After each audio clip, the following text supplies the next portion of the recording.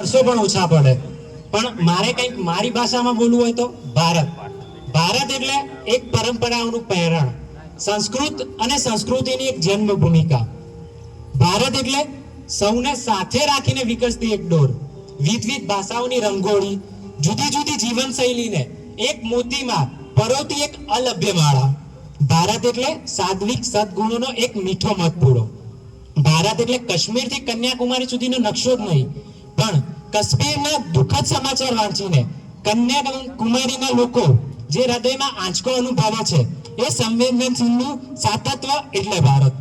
દેશ એટલે ઇન્ડિયા, હિન્દ, હિન્દુસ્તાન, ભારત વગેરે નામનો ઉલ્લેખ જ ના, પરંતુ આ શબ્દ બોલાયા પછી જ્યારે પ્રત્યેક ભારતીય આંખ બંધ કરીને જે મહેસૂસ કરે છે તે ભારત.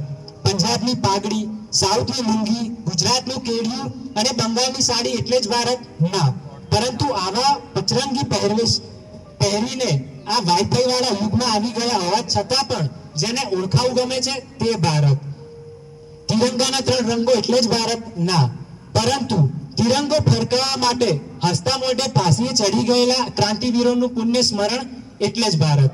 ક્યાંક ખડી હિન્દીનું સંબોધન, ક્યાંક તમિલ ભાષાની જીદ, ક્યાંક આંધળી રીતે અંગ્રેજીનું અનુકરણ, તો ક્યાંક કોઈ પણ ભાષામાં ગુજરાતી બોલવાની રીત, શું એટલે જ ભારત ના.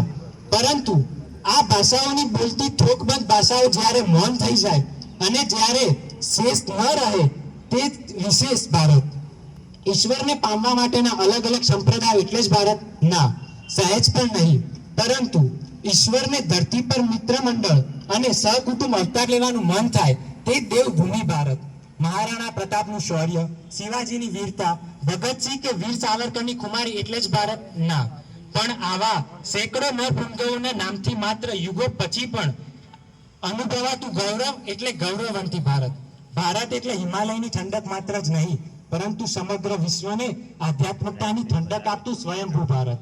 ગંગા, યમુના કે ગોદાવરી નદીનો સંગમ એટલે જ ભારત નહીં, પરંતુ સત્ય, પ્રેમ અને કરુણાની એક અખંડ ધોધમાર વહાવતો નદી દેશ એટલે ભારત. ભારત એટલે ખેતી પ્રધાન દેશ નહીં, પરંતુ પ્રધાનોની ખેતી. ભારત એટલે ચરખાની ક્રાંતિ નહીં, પરંતુ ક્રાંતિનો ચરખો. ભારત એટલે સત્ય અહિંસા જ નહીં, પરંતુ અહિંસાનું સત્ય. તાજમહેલ બનાવીને તેના કારીગરોના હાથ કાપી નાખનાર ભારત નહીં, પરંતુ પત્નીના એક પવિત્ર પ્રેમ ખાતર દરિયામાં સેતુ બંધુ નિર્માણ કરી પવિત્ર અને નિસ્વાર્થ પ્રેમ એટલે ભારત. હજારો વર્ષો જૂના આયુર્વેદની ભેટ આપનાર જ ભારત નહીં, પરંતુ પ્રકૃતિને સાચવીને સ્વયંભૂ તંદુરસ્ત રાખવાની સદાબહાર તકદીર એટલે ભારત. હર ઘર તિરંગા નહીં, હરેક દિલમાં જે તિરંગો લહેરાવે એ ભારત. આટલું બોલ્યો હું, અને એના પછી પણ હજી ઘણું બધું બાકી રહી ગયું.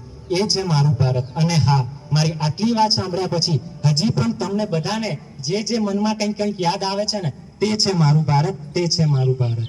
જય હિન્દ.